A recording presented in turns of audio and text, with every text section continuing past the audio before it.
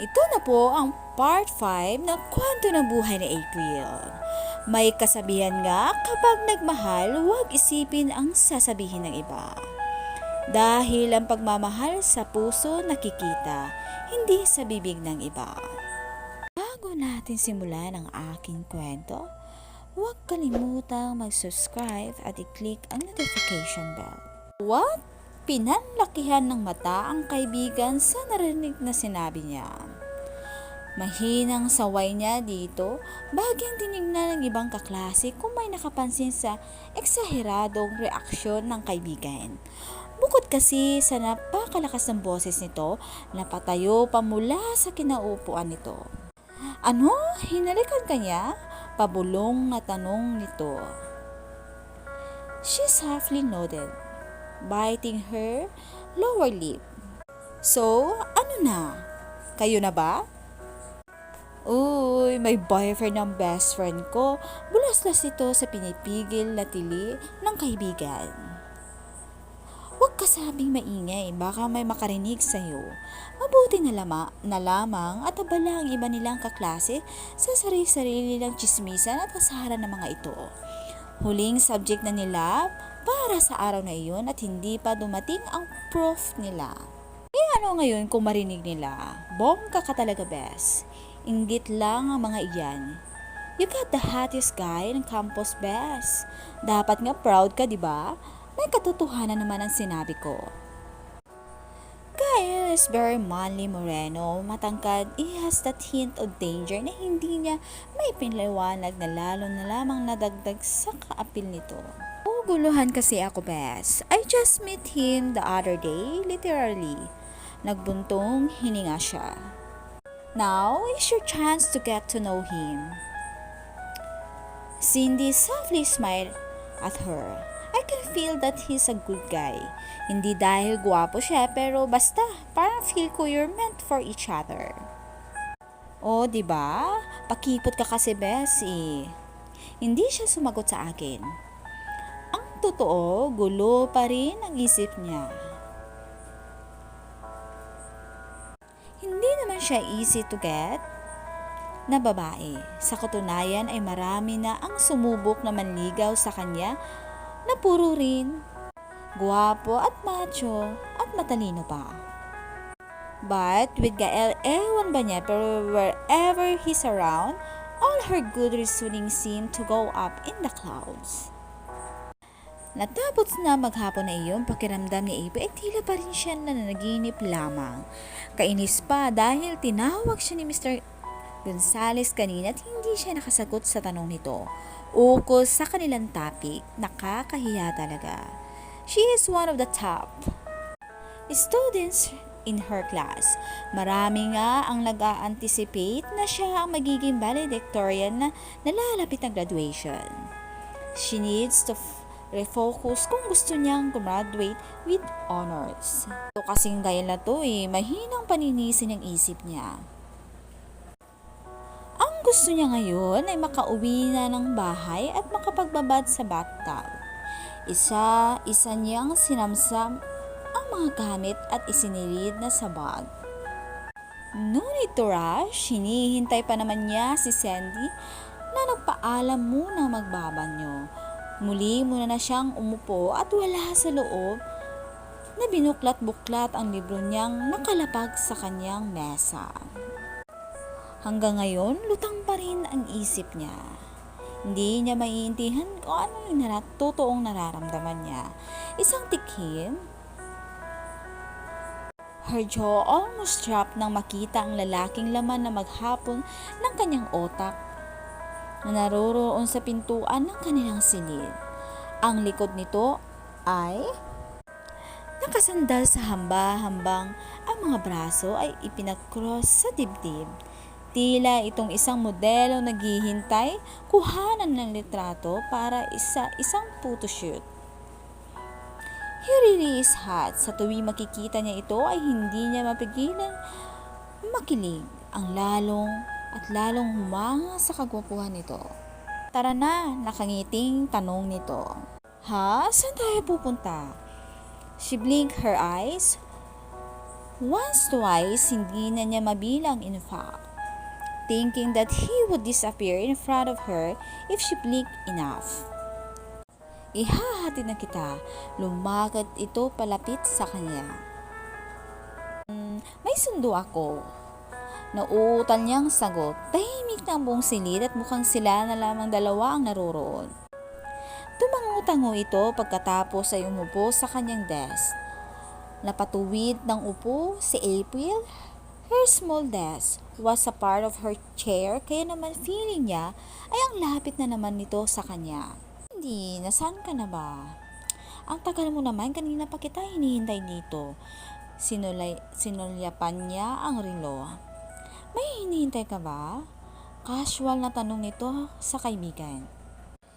Si Sandy kasi, sabay kasi kami laging lumalabas ng campus. She stood up and gathered her things. Sige, mauuna na lang ako sa'yo. She needs to get away from him ASAP. Hindi niya alam kung paano pa niya matatagalang umaktong normal sa harap nito kahit patila tambol ang puso niya sa pagkabo. Na nga kita Pinalaan nito as he grabbed the books from her without warning. At bigla niyang hinawakan ng kamay nito. Protesta niya, tinangka niyang kuhanin ang mga libro mula rito. Mabilis nito iyong itinaas ang gamit ng isang kamay. Sa taas nitong 6 na talampakan. She probably looked like Samson, trying to grab the books from bulaya. Sa pagpilit niyang makuha ang mga libro mula rito ay hindi niya napapansing lalo lamang siya napapalapit dito. Ganyang inilayo ang sarili dito. Layuan mo na ako. Inirapan niya ito at pretending to be annoyed. Kahit pa ang totoo ay tila ba mabibingi na siya sa lakas ng tibok ng puso nito. Sa sobrang kilig na ginagawa niya. Nauna na siyang lumabas ng silid at sinubukang iwanan nito but based on the footstep behind her, alam niyang nasa likod niya si Gael. Lalo niyang binilisan ang lakad.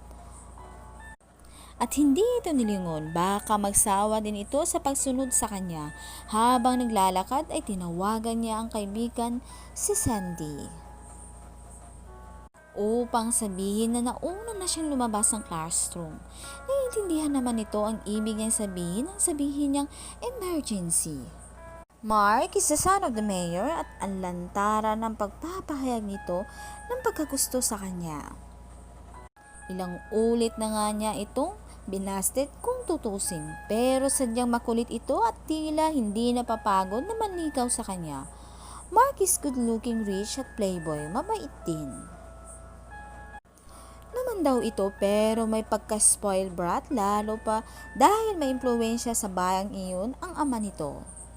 She hesitantly stopped to greet him. Isang tipid ng ngiti ang binigay niya rito.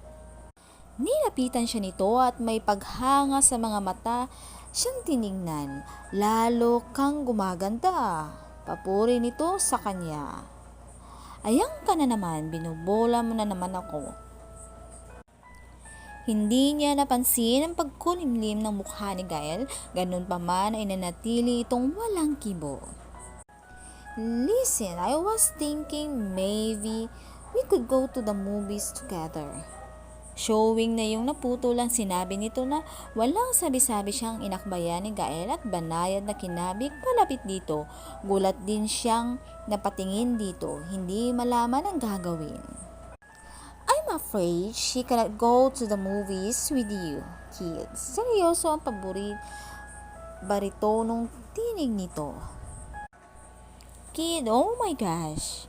He called Mark a kid. Kitang-kita niya na ang pagguhit ng pagka-insulto sa mukha ni Mark.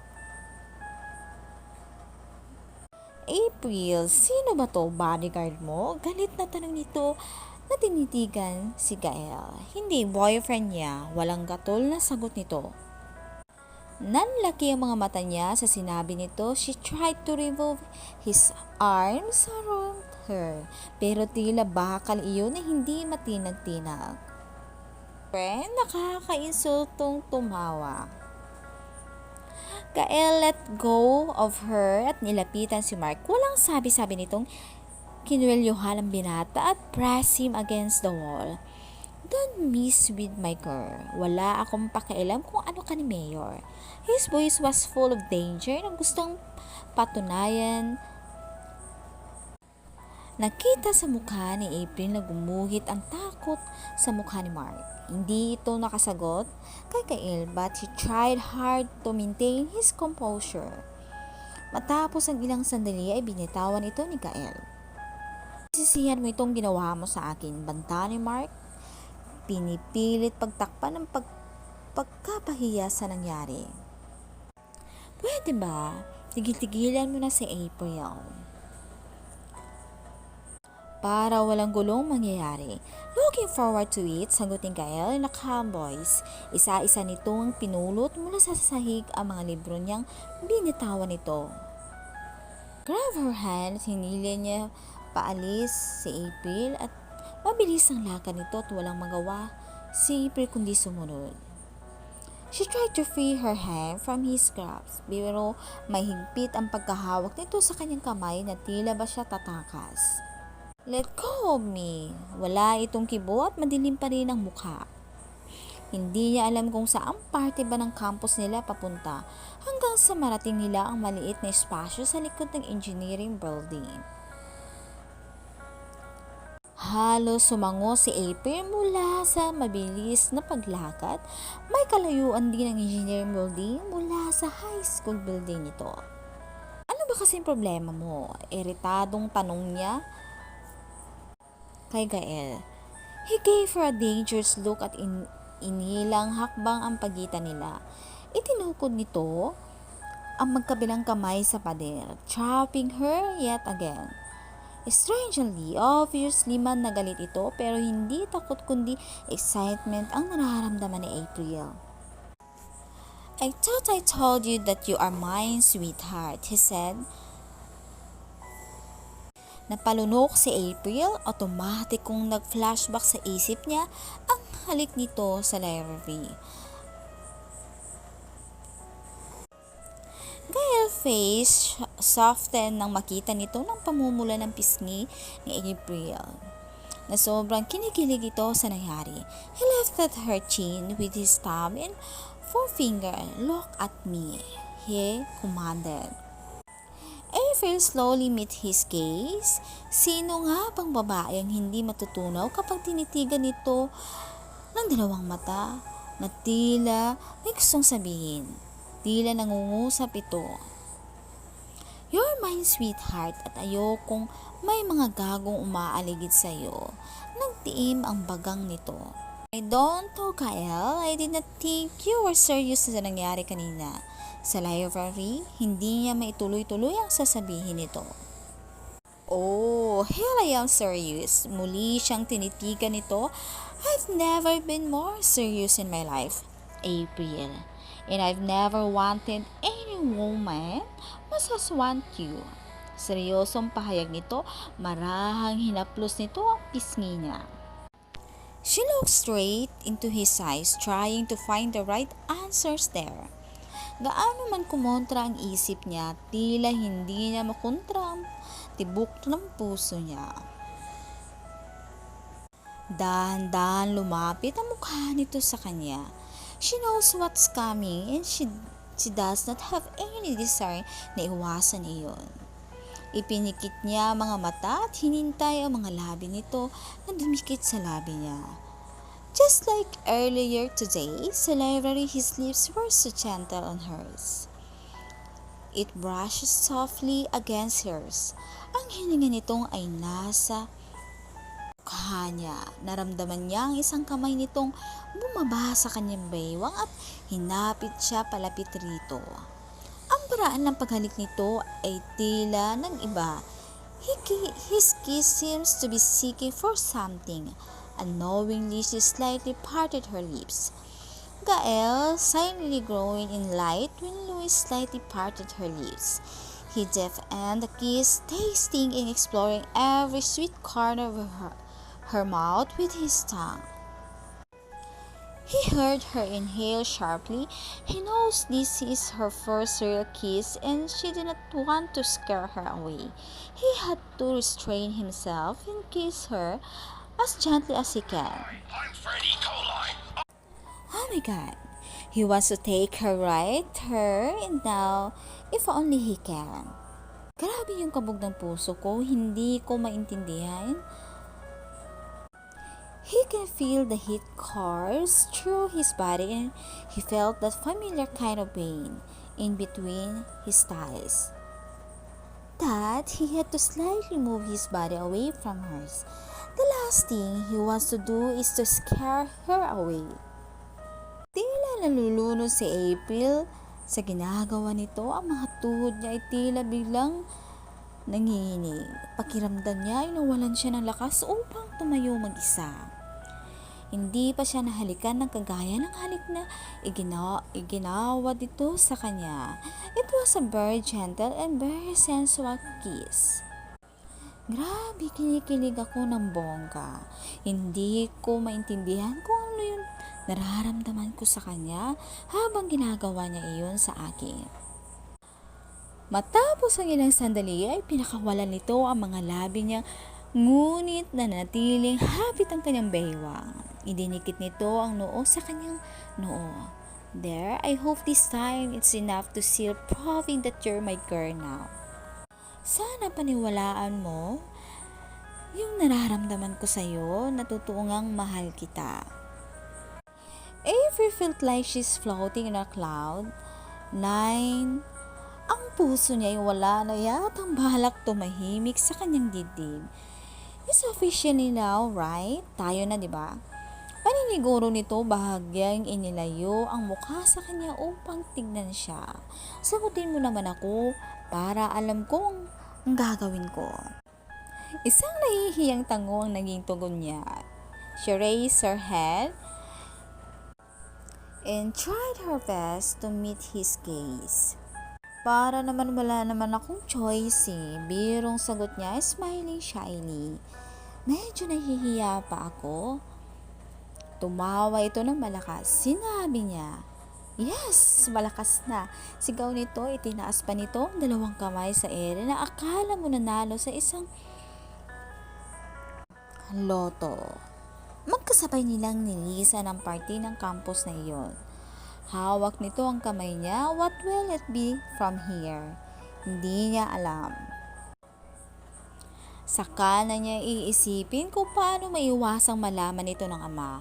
For now, she will just give this a chance. Kung mayroon man siyang hindi maitatanggi, yun ay ang attraction na mayroon siya para kay Kael. Hindi basta attraction, hindi matinding kabog ng kanyang puso. Oh my gosh! Be still, you foolish heart, bulong niya sa sarili. Ihahatid na kita sa bahay niyo. Ganito pala yung pakiramdam kapag kinikilig ka. Para hindi mo ma-express kung ano yung totoong nararamdaman. Parang lutang yung isip mo. Ito, tuloy pa po ang kwentong ito. Maraming salamat po sa inyong pakikinig.